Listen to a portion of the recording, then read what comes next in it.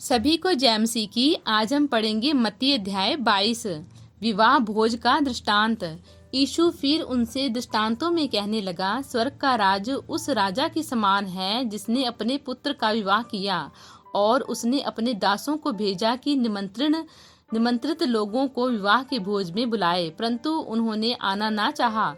फिर उसने और दासों को यह कहकर भेजा, निमंत्रित लोगों से कहो, देखो मैं भोज तैयार कर चुका हूँ, मेरे बैल और पले हुए पशु मारे गए हैं और सब कुछ तैयार है, विवाह के भोज में आओ। परंतु वे उपेक्षा करके चल दिए, कोई अपने खेत को, कोई अपने व्यापार को। अन्य लोगों ने जो बच रहे थे उसके दासों को पकड़कर उसका अनादर किया और मार डाला। तब राजा को क्रोध आया और उसने अपनी सेना भेजकर उन हथियारों का नाश किया और उनके नगर को फूंक दिया। तब उसने अपने दासों से कहा, विवाह का भोज तो तैयार है, परंतु निमंत्रित लोग योग्य नहीं ठहरे। इसीलिए चराहों पर जाओ और जितने लोग तुम्हें मिले सबको विवाह के भोज में बुला लाओ। अतः उन दासों ने सड़कों पर जाकर क्या बुरे क्या भले जितने मिले सबको इकट्ठा किया और विवाह का घर अतिथियों से भर गया। जब राजा अतिथियों को देखने भीतर आया तो उसने वहां एक मनुष्य को देखा जो विवाह का वस्त्र नहीं पहने था। उसने उनसे पूछा, हे मित्र, तू विवाह का वस्त्र पहने बिना यहाँ क्यों आ गया? उसका मुंह बंद हो गया। तब राजा ने सेवकों से कहा, इसके हाथ पांव बांध कर उसे बाहर अंधियारे में डाल दो, वहां रोना और दांत पीसना होगा, क्योंकि बुलाए हुए तो बहुत हैं परंतु चुने हुए थोड़े हैं। कैसर को कर देना। तब फरीसियों ने जाकर आपस में विचार किया कि उसको किस प्रकार बातों में फंसाएं। अतः उन्होंने अपने चेलों को हेरोदियों के साथ उसके पास यह कहने को भेजा, हे गुरु, हम जानते हैं कि तू सच्चा है और परमेश्वर का मार्ग सच्चाई से सिखाता है और किसी की परवाह नहीं करता, क्योंकि तू मनुष्यों का मुंह देखकर बातें नहीं करता।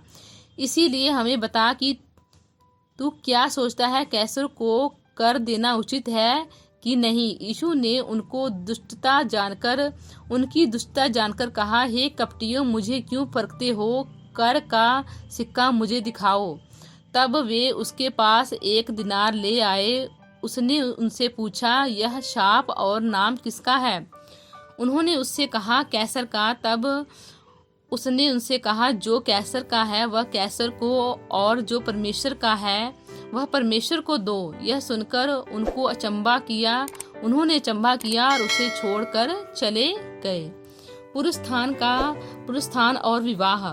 उसी दिन सदूकी, जो कहते हैं कि मरे हुओं का पुरुषस्थान है ही नहीं, उसके पास आए और उससे पूछा, हे गुरु, मूसा ने कहा था कि यदि कोई पुरुष बिना संतान मर जाए तो उसका भाई उसकी पत्नी से विवाह करके अपने भाई के लिए वंश उत्पन्न करे। अब हमारे यहाँ 7 भाई थे। पहला विवाह करके मर गया और संतान ना होने के कारण अपनी पत्नी को अपने भाई के लिए छोड़ गया। इसी प्रकार दूसरे और तीसरे ने भी किया और 7 तक यही हुआ।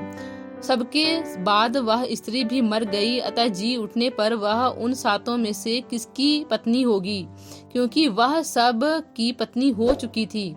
यीशु ने उन्हें उत्तर दिया, तुम पवित्र शास्त्र और परमेश्वर की सामर्थ्य नहीं जानते, इस कारण भूल में पड़े हो। क्योंकि जी उठने पर वे ना विवाह करेंगे और ना विवाह में दिए जाएंगे, परंतु स्वर्ग में परमेश्वर के दूतों के समान होंगे। परंतु मरे हुओं के जी उठने के विषय में क्या तुमने यह वचन नहीं पढ़ा जो परमेश्वर ने तुमसे कहा, मैं अब्राहम का परमेश्वर और इसहाक का परमेश्वर और याकूब का परमेश्वर हूँ। वह मरे हुओं का नहीं परंतु जीवितों का परमेश्वर है। यह सुनकर लोग उसके उपदेश से चकित हुए। सबसे बड़ी आज्ञा। जब फरीसियों ने सुना कि यीशु ने सदूकियों का मुंह बंद कर दिया तो वे इकट्ठा हुए।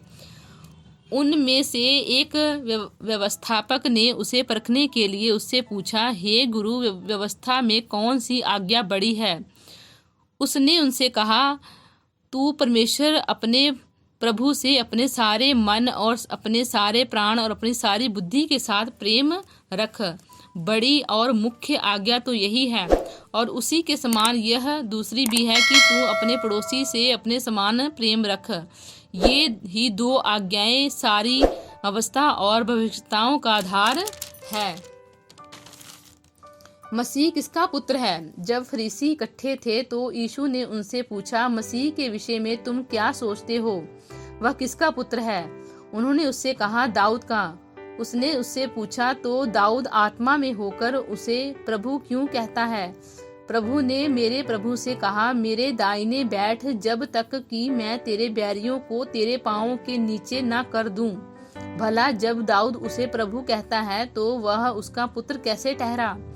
इसके उत्तर में कोई भी एक बात ना कह सका। उस दिन से किसी को फिर उससे कुछ पूछने का साहस ना हुआ। God bless you all. प्रभु आपको इन वचनों द्वारा आशीषित करे। आमीन।